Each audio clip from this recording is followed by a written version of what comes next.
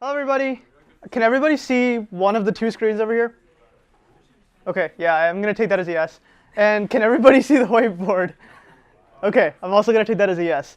So welcome to the Hacker Hour on financial programming. I didn't really have a good name for it, but basically what we're going to cover is options and the binomial tree model for option pricing.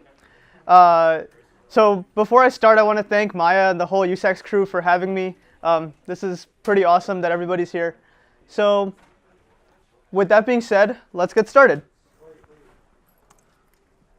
So hi, I'm Shantanu. I'm a junior studying electrical engineering, computer science, and math. I am also the vice president of the Quantitative Finance Club, which gives me a little bit of qualification to be here. I don't know, maybe, whatever. Here's what we're going to talk about. First, we're going to go a little bit into what quantitative finance is.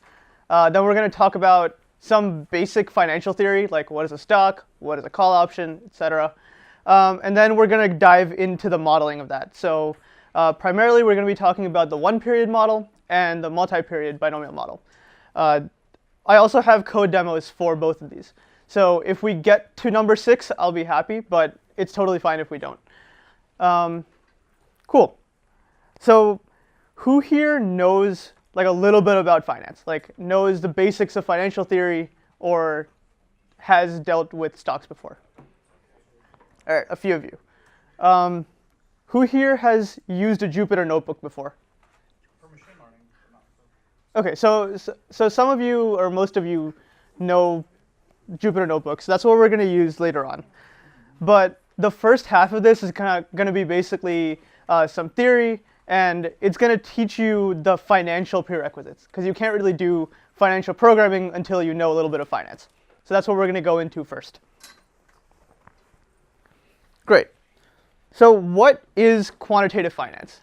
And I know some of you probably showed up here because you've heard like being a quant is a hot job or something, and like that's totally fair. But let's just kind of debunk some myths about what it is and talk about what people actually do in the field.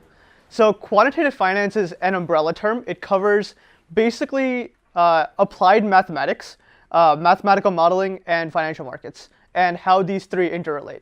So as we kind of are moving into the tech age, or we see more things being either more electronic or more automatic.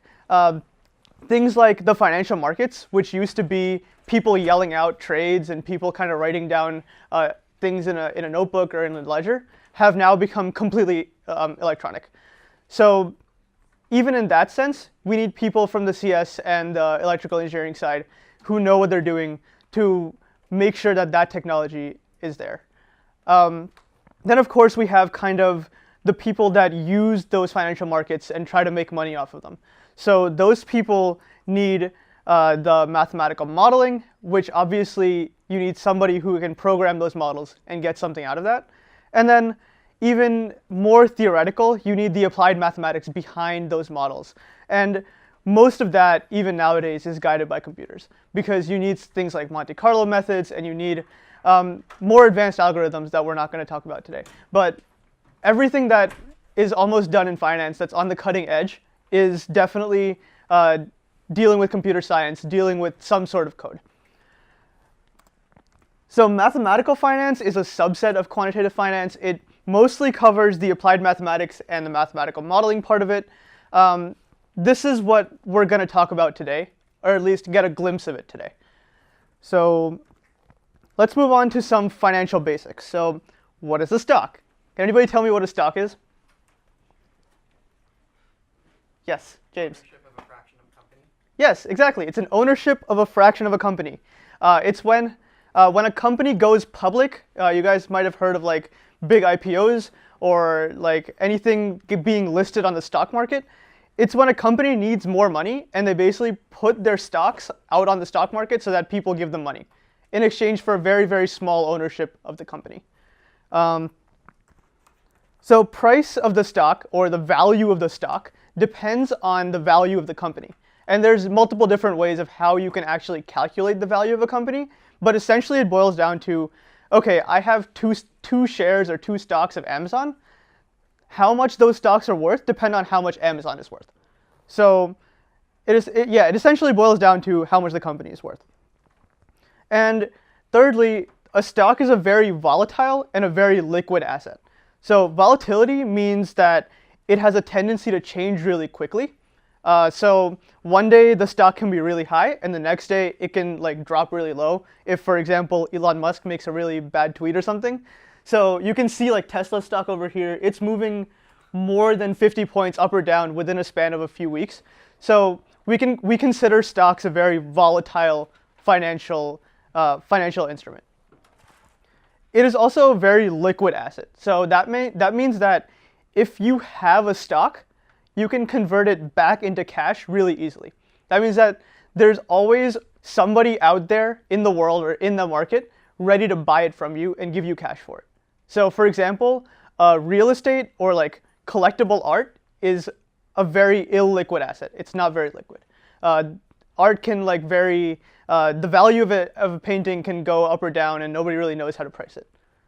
Question back there, yeah. I'm curious, because this is a talk on using computers. To Yeah. buy or sell a stock, do you actually need a human to do it, or could you have a program that completely automated will buy a stock when it decides to do so? Right, so that's how it used to be. We used to do this entirely based off of a human kind of shouting out, hey, give me 5 stocks, right? But now it's all electronic markets. Okay, so you don't need a human. You can have your computer Right. program just do it for you. Exactly, and that's what most of like the newer tech companies or the new finance companies are doing, because they realize that if they can beat somebody to the chase, they can buy a stock faster electronically. That means they have a better profit margin. That means they can make more money. So that's where the computer science comes in. Did I answer your question? Yes. Okay, Do cool. they have like automatic shutoffs in case the thing goes crazy or there's some sort of glitch or just starts buying more and more rapidly? You could imagine Yeah. some sort of scenario like that. Yes, so I mean, a lot of these things that you're describing are called trading algorithms, and most people don't like to share their trading algorithms for obvious reasons, but yes, they do exist. Everything that you're talking about does exist, and yeah, we won't really cover that much. Thanks. Yep, Yes. sure. So going back to stocks, we denote the stock price at time t with a capital S sub t. Cool. Now let's talk about options. So does anybody here know what an option is? Aside from James. Yes. It's like the right to buy or sell a stock at a certain price. Exactly. Yeah, you're absolutely right. So an option offers the buyer the right, but not the obligation, to buy or sell a stock at a given price. It's basically a piece of paper. It's like a contract that if you have this contract, you are allowed to buy a stock on a certain price for a certain price on a certain date, right? And we call these types of contracts either a call option or a put option. So for the purpose of this talk, put options don't exist. We're only going to talk about call options. I'll repeat that one more time. A call option, if you have this piece of paper, it gives you the right to buy a certain stock for a certain price on a certain date, right? So there's really 3 parts to a call option. One is the strike price K, which is how much, which is like the price level at which you can buy the stock for. Then we have the time to expiry, which is like the validity of the option, because you can't just like issue an infinite call option. Yeah. What would be like the difference between a call option versus future? A call option, okay, so that's a really good question. An option gives you the right to buy it. A future, you have to buy it. So you'll see that in a little bit what the difference is when you kind of plot like the profit margins and stuff. So basically so we have K, which is the strike price. We have T, which is the time to expiry. And we have S, which is the underlying stock. You guys have already seen S, but K and T are new. Yes? So before you said it's on the specific date, and T, the time to expiry makes it sound like it's less than or before or on the date. Which one is it? Is it before, up to the date, or on the date? So there's like kind of 2 sides of the same coin over here. Right now we're going to talk about a specific type of option called a European option, which means that you can only buy or sell the stock on the date. But we still use T as the time to expiry. Like we still use it as like say 1 month or 3 months or something. We don't really say like, oh, it's on November 31st. Yeah. Okay, so just to clarify, even when you get an option, it's not like you can forever buy it at that price. It's No. on this particular time. Yes. And if you miss your chance, sorry, but you don't get it. Exactly. That's exactly right. So I'll give an example of this and how this actually works. But the gist of it is that this piece of paper, this contract, is worth some amount of money, right? It's like worth like a little bit. It's not as worth as much as the stock because it's like you don't have the stock in your possession yet, but it's worth something. Maybe it's worth $5 or $10 or something like that, right? Skyrockets, then you get that money. Right, exactly. So you can essentially like buy an option, but since there's no obligation to buy the stock, nobody really trades options to exercise at the very end. They just trade these options to make money based off of their value. Okay, cool. So quick recap, a call option gives the holder the right, but not the obligation, to buy an underlying stock at a strike price only on the day of expiry, which is T days or months away, right? Okay, so now we have when does the holder of the call option make any money? Yeah. When it's above the strike price. Okay. Is that what you were going to say? Yeah. Okay. Can somebody explain why? Yeah. Because they can buy it at the lower price and then instantly sell it at the real price. Yeah, exactly. So if I hold a call option, right, and like you're selling me an option, so like I'm gonna buy this stock from you at 150, but I can go out in the market and sell it for $180. I make a $30 profit, like straight up. There's no risk there. I just make $30. So at time T, if the stock price is greater than K, you make money, which is great. Like everybody wants to make money. Or if it's less than K, you don't make money. It just expires and you don't exercise your right. Remember, a call option, you have a right, but not an obligation to exercise. So you can buy it, but you don't have to buy it. And we'll see that in the next slide. Okay, I'm going to skip this slide for 1 second. Okay, let's say I have a call on Google with the strike price at 11.50, right? Expiry time is 1 month, and currently Google is valued at 11.20. So I have 3 cases over here. If Google is worth some amount of money in each of these 3 cases, can you tell me how much money I'll make?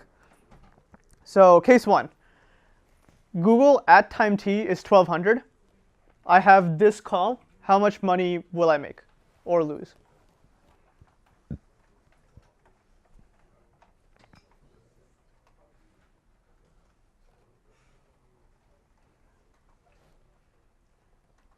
$30, right?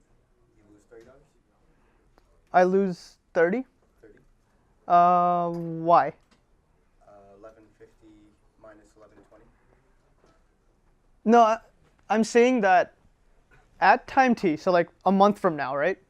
Google will be worth 1200, but I have this call option on it for strike price 1150. So how much money will I make? Yeah. So you make 50? Right, exactly. So I'll make $50. Yes, question? I guess I have a quick question. So, like, you can set this up so you don't have an obligation to buy it, but you have the option to buy it. Yeah, that's why it's called an option. But like, I mean, if you can do that and there's no downside, why not just do that for everything and then have an option to buy anything at any price? I mean, at like just random prices, and then like just choose one that Because is profitable. Like, does it cost money to do this? yes. Okay. Yeah, so it's not free. If it was free, then people would do exactly what you just described. People would just buy all of them and like see which ones make money. So you do potentially lose some money if it's even like Exactly. a bit, but you don't cover your costs. Right, exactly. Okay. Yeah. So I'll just repeat what he said one more time. Sorry, is there a question back there? Wait, how do you get a call option? Like you go in for a company like give it to you? So there's basically, you know how there's like a New York Stock Exchange and a NASDAQ for stocks? there's something called the Chicago Board of Options Exchange, which basically does the same thing for options. And you can buy and sell options on different stocks. You can do a lot of things, but it's basically like its own separate entity, its own separate body. The option is purchased. Is it purchased through a particular person that you would then be able to buy it from? Well, it's purchased from like the exchange, But but you can pretend it's a buy it, person, right? so You can, yes, essentially what's the difference in? the person. Whoever sells it to you has to cover the difference. Oh, whoever sells you the option. Yes, Okay, they were good. I just wanted to know. yes, whoever sells it to you has to cover the difference. Yeah. How low can you go on the like the prices you can buy it on? I assume you can't be like, oh, I'm gonna buy Google for like $1 and it's worth like 1,000. That'd be ridiculous. I mean, So, like, what's the like? so if, okay, What's the range? so if I'm somebody who's going to sell you a call option, I will gladly sell it to you with a strike price over, like, that's way above, right? Because then I'll just take your money for free. Then you'll never exercise it and you'll always make money. Or then I'll always make money. But if you have K equals like $1, right? That's what you were asking? Like if K equals $1, the point is that this option is worth some amount of money, and that amount of money changes with the strike price. So like if the strike price was $1, this option at this time will be worth $1,119, right? Approximately, give or take.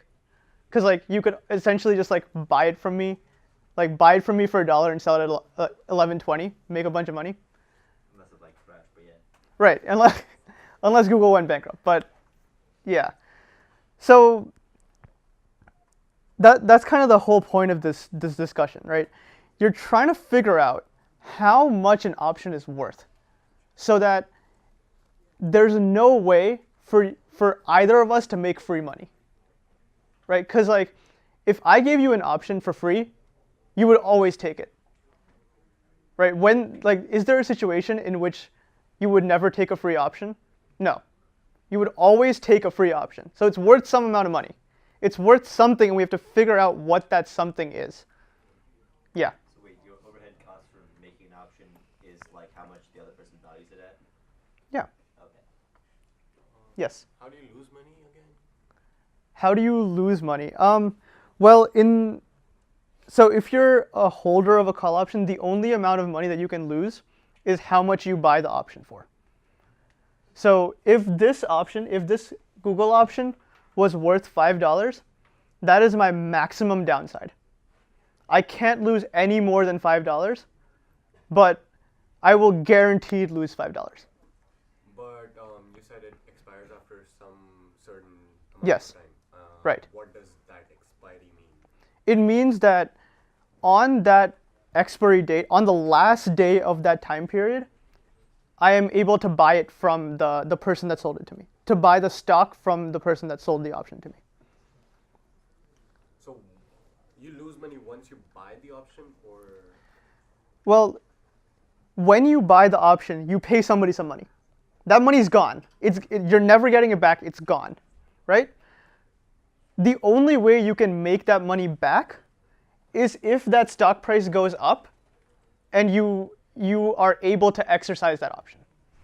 So if I bought this option from somebody, say I bought it from you for $5, right?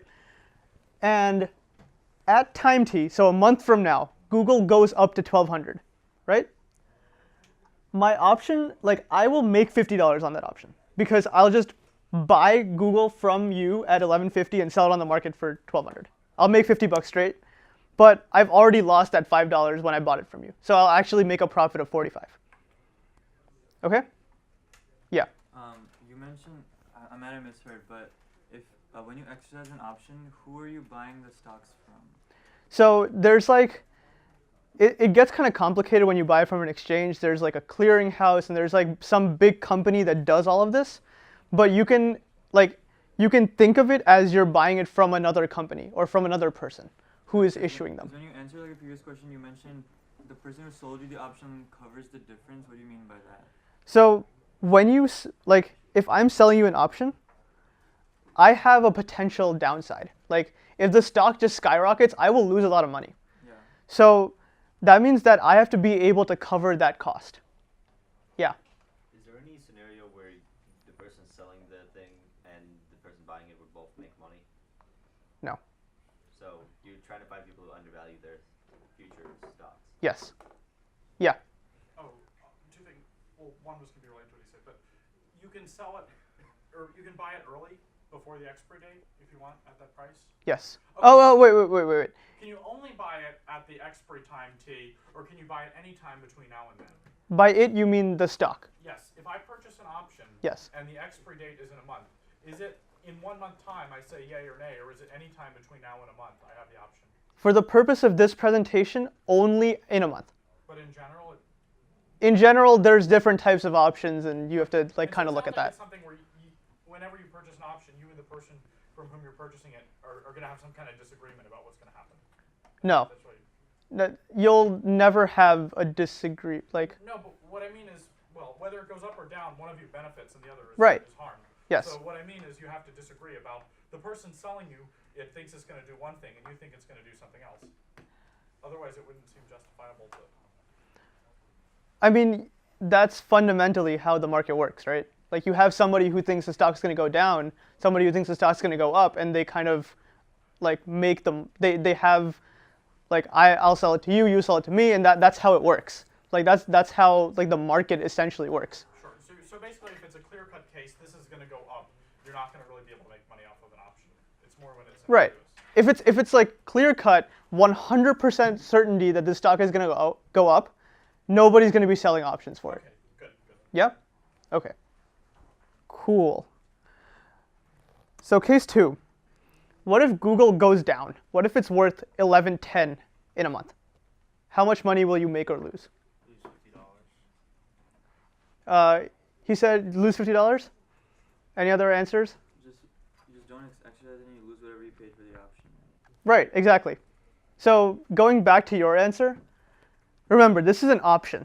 You don't have to purchase it. You're not buying the stock. That means that even if the stock goes down $50, you're not necessarily losing that $50. This is like, think of this K as your price level. If the stock goes below that price level, you only lose the money that you paid for the option. So it expires worthless, which is what Aditya said. Yeah. Okay, so it seems like this is like a really good way of like preventing losing too much money. Yeah. So, but is the cost that the person who's selling it to you, do they take into account like how safe it is, and then like they charge you more because it seems Yeah. safer? Okay. Yeah. And that's what we'll talk about in the second half. Like that's what we're building up to. Like, okay, so how do we actually figure out how much this thing is worth? Because there's so many different factors. There's so much that can happen. That how do we do that? Yes. Right, just to make it clear, right? So you don't have to own or buy the stock. You just have to like buy the rights of like the option, right? Yeah, exactly. If like the thing goes down, like goes up, you only lose the money you pay for the option. Yes, precisely. Okay, cool. One more case. What if Google is equal to the strike price? What if it is exactly $11.50? What happens then? Well, the option is useless. So Right. The option is useless. You guys are all whatever you paid for it. you guys are all right. You basically make $0, but you lose whatever happens to it. Yes. In the second case, you said we won't lose any money. Well, you lose whatever you paid for it, but I'm just talking about like the payoff, I guess, would be a better term for it. Yeah. Well, you mentioned if everybody thinks the stock is going to go up, then nobody's going to be selling options. Yeah. Like one person thinks the stock is going to go up more than another person. Well, okay. If the purpose of an option is kind of like, all right, if everybody thinks this option this is going to go up, right? Then the price of the option will reflect that. So if like one person thinks it's going to go even higher, and they see that like, oh, like this option I think is worth like less than it should be, then I'm going to buy it, right? So it works the same way with stocks. If you think the stock is going to go up, then you buy it at a lower price and you sell it at a higher price. So let's go. Okay, so let's formalize this a little bit in like math. So here's what we discussed before. Let's say we have a European call, which is what we're talking about, on one share of a stock. Option price is $5, which means you're at -5 profit no matter what happens, right? And the strike price is $100. So at $100, you're going to start making some money, right? You're going to start getting some payout at the very end, but you still have to recover a little bit from your initial cost. So if the stock goes up, you'll make a lot of money. If it goes down, you only lost what you paid for it. Okay. So the option is worth at expiry ST minus K or 0, or like ST minus K 0 minus this thing. Does everybody see this? Does anybody not see this? Has everybody used a max function in like Java or something before? Okay, cool. So now let's talk about, we have our same Google call option, right? How much will it be worth before the expiry? Like, how much will this thing be worth before time t? And it's not that obvious, because at time t, you either have the option to exercise it, or you can let it expire worthless. So it's very clear what your two options are. But before time t, there's volatility in the market. You can see the stock price jump really high, like tank really low, and things happen. So how much is it worth, right? So at expiry, we can just use this formula, but before, there's a chance that something could happen, so our option needs to reflect that probability of something, of the stock going up, of the stock going down, something happening in the market. And this is why we need models. This is why we model stocks, to basically say, all right, what is the probability of this stock like tanking and we lose a ton of money on these options, right?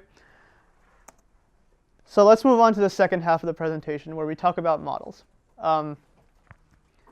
Word of warning, whatever I'm presenting over here is like very, very, very oversimplified. This does not reflect reality at all. And part of what caused the 2008 recession was that people kind of screwed up their models. So just be very careful when you're modeling stocks and playing around with finance. Cool. Moral of the story, options are valued based off of their stocks. So if you can model the stock and figure out the probability of things going up or down, you can figure out what the option is worth. Yeah, expected value, essentially. Great. So now take everything you know about stocks and where they can go up or down and kind of toss it out the window, because now in our world, the stock, which starts out at S0, can only go up to S0U or only go down. There's nothing in the middle. It can only go up or down by this amount or by that amount. That's it. It's just two possibilities, right? So you're boiling the universe down into exactly two possibilities. And this little time, this time delay, this time delta can be like whatever, 1 second, 1 minute, like 1 nanosecond, whatever you want to call it. But essentially, you take one stock and say, in the next 10 seconds, it's only going to go up by this much or it's going to go down by this much. And then you assign a probability to whether it'll go up or whether it'll go down, or how likely it is for it to go up. And therefore, 1 minus p is the probability for it to go down, right? And we can do some analysis on this, because now we have some concrete numbers and we have some probabilities. Cool. So here, p is a number between 0 and 1, as probabilities are. And u is a factor. So it's like 1 point something. It's 1 point, like 1.1, 1.2, something like that. And d is also a factor. So it's going to be 0.9, 0.8, which describes if the stock starts at 100. So I'll actually write that.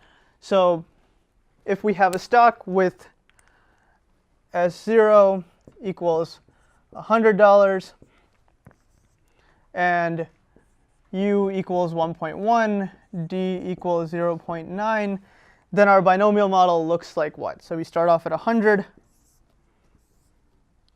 What are our two possibilities over here? 110 and 90. Yeah, 110 and 90, right? Cool. Simple enough.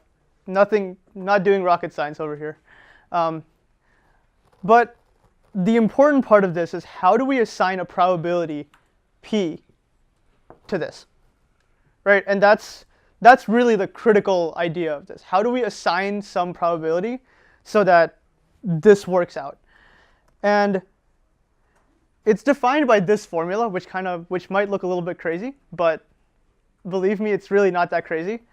And all it's saying is that this is the probability that the stock is going to go up, divided by like the entire probability, right? That something is happening. And that's like a really bad description, but that's essentially what's happening. So a stock is currently valued at $20, and I'm going to make my binomial tree with $20 at the starting.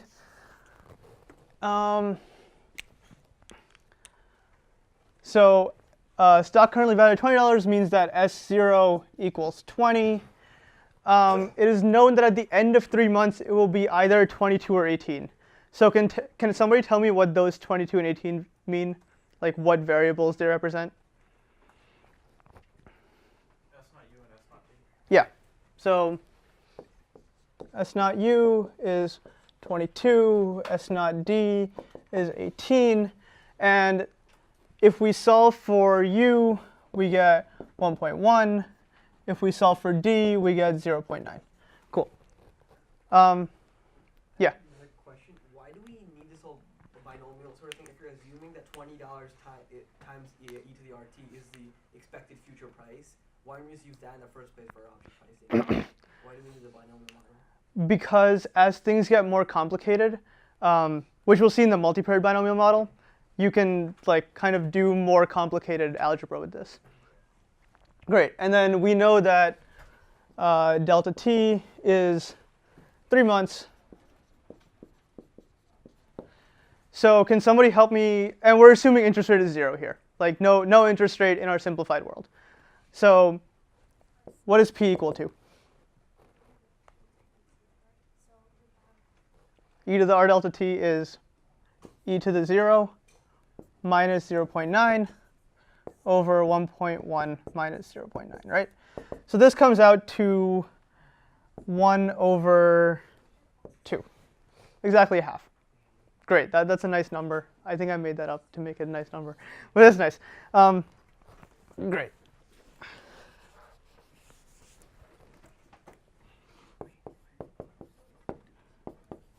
Great. So let's draw our tree, and we have $20 over here, we have 22 over there, and 18 over there. And we write the probability of it going up on this branch, so a half and a half. If anybody's taken like a probability class, you guys are already familiar with these types of tree diagrams. But now we're basically going to overlay another tree diagram on top of this. So how much is a call, right? We're gonna talk about the option price at these specific values now. So let's say we have a strike, or a call. Strike is 21, and expiry is the same thing as delta t, which works out well for us. So if k equals 21, and we buy it now, how much will the option be worth here?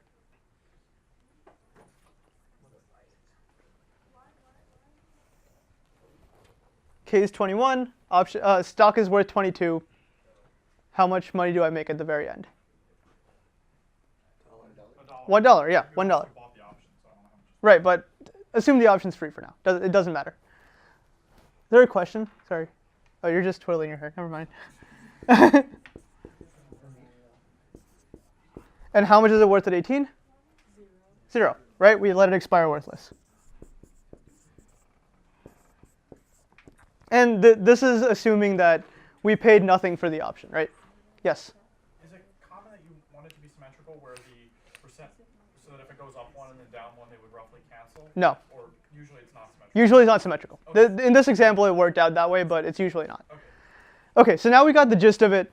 Let's move on to the code. So if everybody can go to this link, I have a Jupyter notebook out that allows you to basically take any three options and like kind of calibrate this model off of them. And then once you do that, you can kind of make a prediction for the prices of any other options. Great. For the multi-period one, each iteration is going to follow the same branching? Yeah, so we'll get to that. If we have time, we'll get to that. Yeah. We can go a little over if it's okay. Okay, that's cool. So let me pull that up.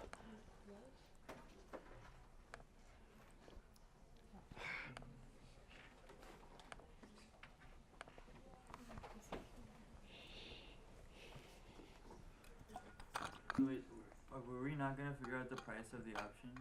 Oh, yeah, we can figure out the price of the option. Sorry, we should do that.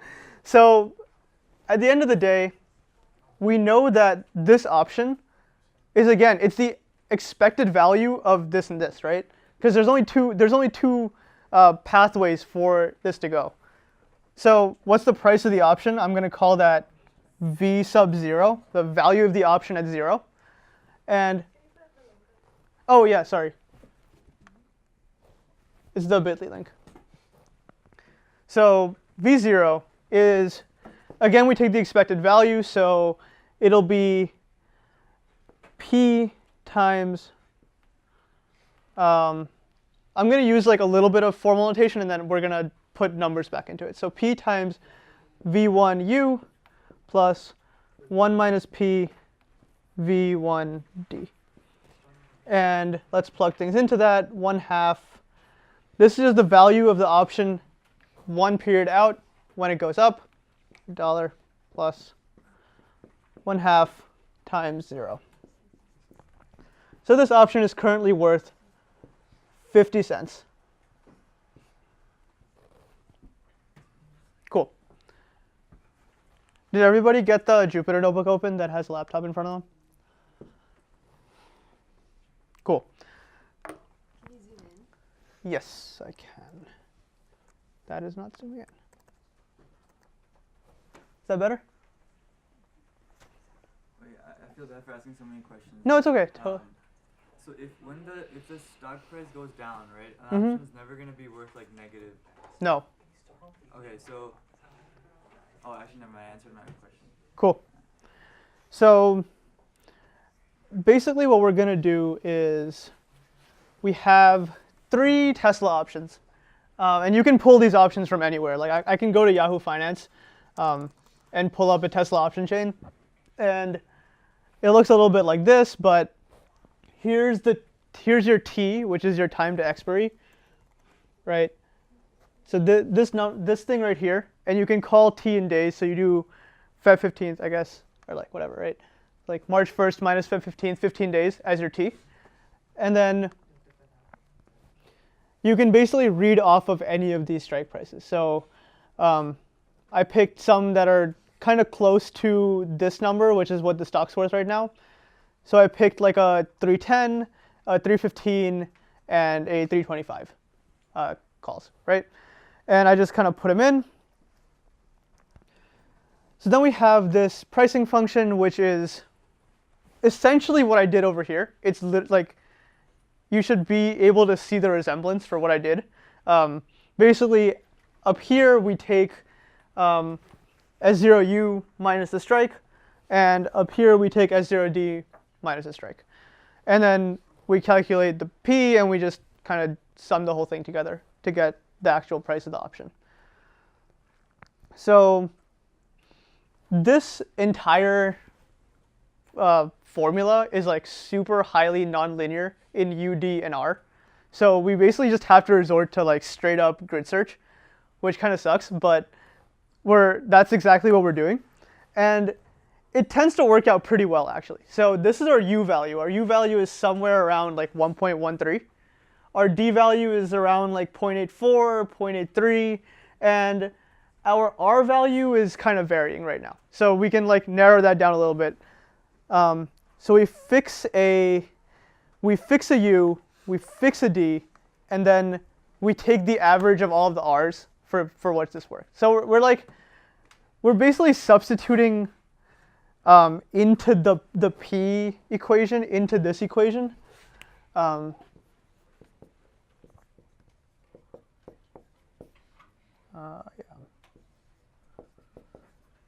So we're trying to figure out for which values of R, D, and U do we have a P for which this makes sense, right? Like we're trying to solve this equation for which this entire tree works out.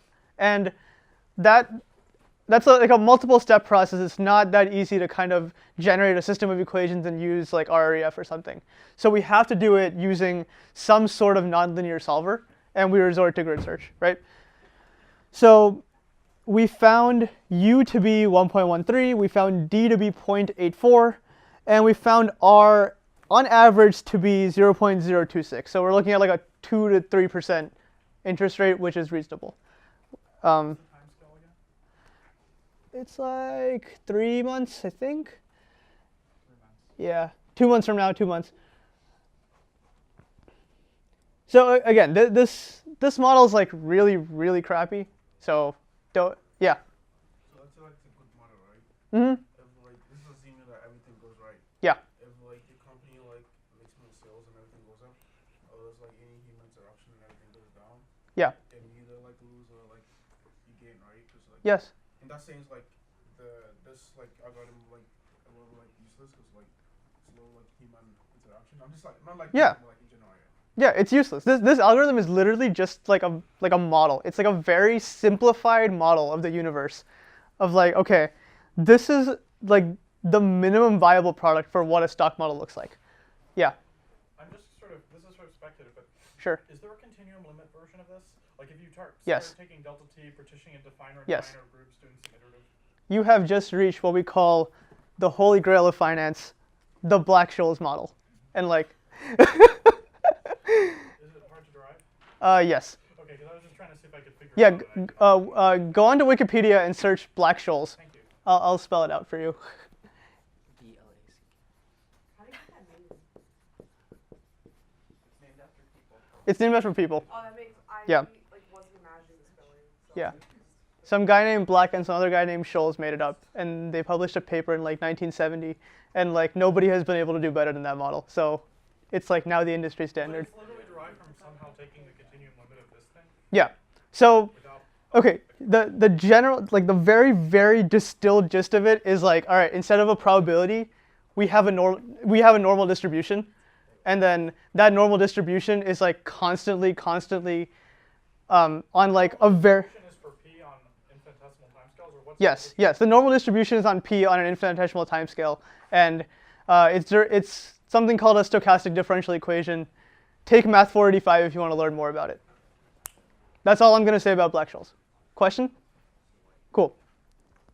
And now that we've set U, D, and R, so going back to this thing. Recap, we grid searched for U, D, and R, and now we've basically found a value that works, that solved this thing for a few of them. So once we have the parameters of our model, we can literally just find the values of the predicted values for what these options should be worth, right? And now on the left column you see the strike price, and this is how much it should be worth. So I have Yahoo Finance open there. Let's see how bad these are, right? So for a 280 strike on Tesla, I am predicting it'll be worth $43. And these are March 22nd calls. Cool.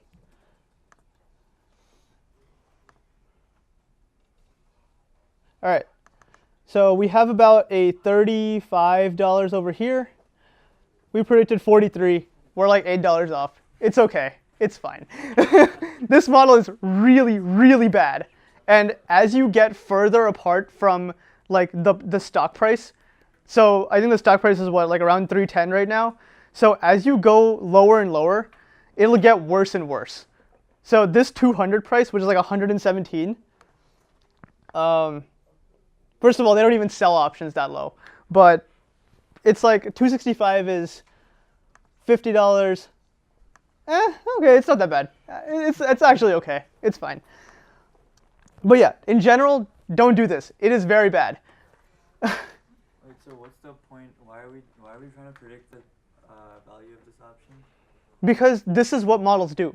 Like if But you as like a person, right? What does this provide? What value does it provide to me?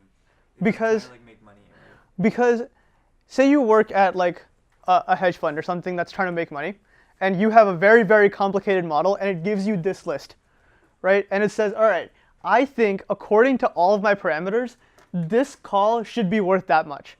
Then you go into the market and you see, wait a second, it's actually worth $65. I can make $2 off of that. So then you buy and sell according to that, right? So that's where it's actually worth something. Cool. Do we have time just to like a brief glimpse of multi-period? Sweet. All right. Let's talk about multi-period.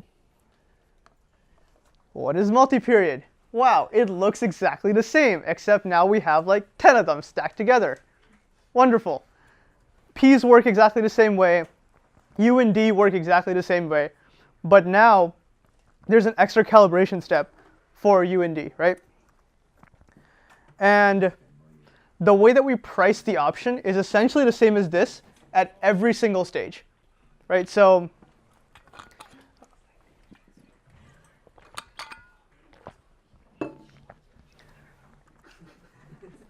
first we can calculate the value of the option at the very end, at expiry. And we know what that is because at expiry we know our formula is max st minus k0. We know that. So we can calculate each of these. Then using UD and R, we know what P is. So we can back calculate each of these. We can, like using this exact expected value formula, we can figure out what that is because we know what the probability is. Then you can keep going back, and eventually you'll find out V0, which is what you want.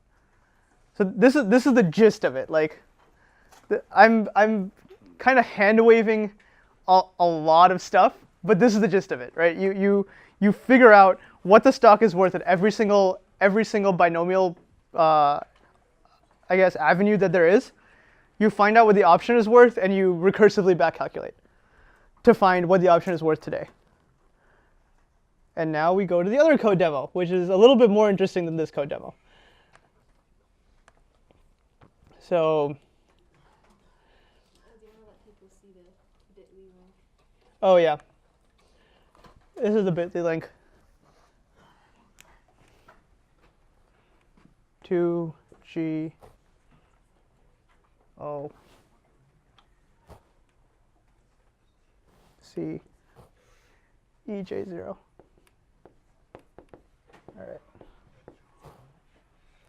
All right, cool, whatever. Okay, so for those of you that are opening this for the first time, you're gonna need to, or if you want to fool around with this, you're gonna need a API key to Quandl, which is an app or like a website that lets you get free data. This is free, but I don't want to post my API key online, so I kind of put it in a file and I get ignored it.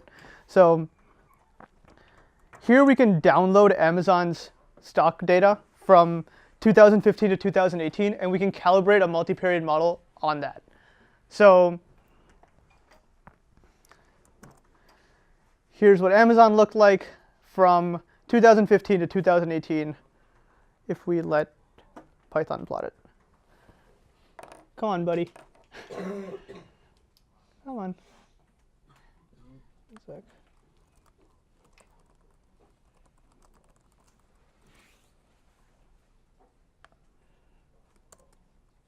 Okay, this is what it looks like, right?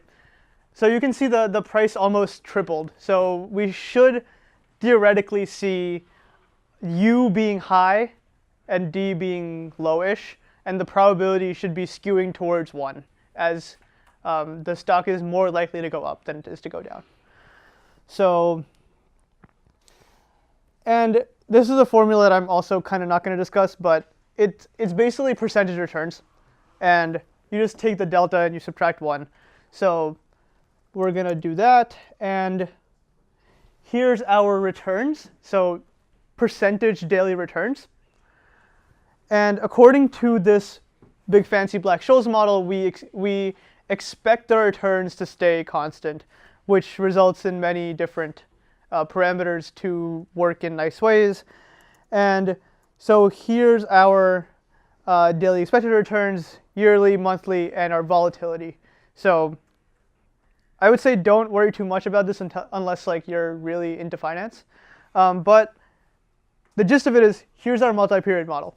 We're using U is equal to some formula based off of this data, D equals some formula based off of this data, and we can calculate the risk neutral probability P.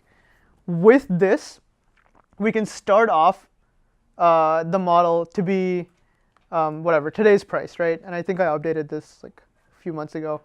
But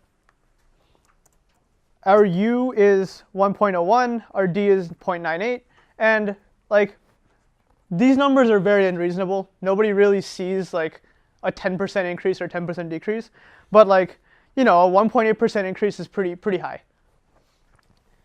Our P is about 0.6, which I said would skew top, so that's good. And I'm basically just making this tree in a 2D array. That's all I'm doing. I'm just calculating this entire tree. Here's the last little bit of it, I guess. And again, we can do the exact same thing with the options tree, right? We can figure out how much an option is worth with a certain strike price with t equals 30, and we can see, okay, here's our binomial model. Calculate these, recursively back calculate until you reach V0. And that's literally what we're doing here. So we can analyze puts, we can analyze calls, and again, this is a little bit better than this, but I would not make trading decisions off of this. So don't use it. All right, I think that's it. Thank you. Guys.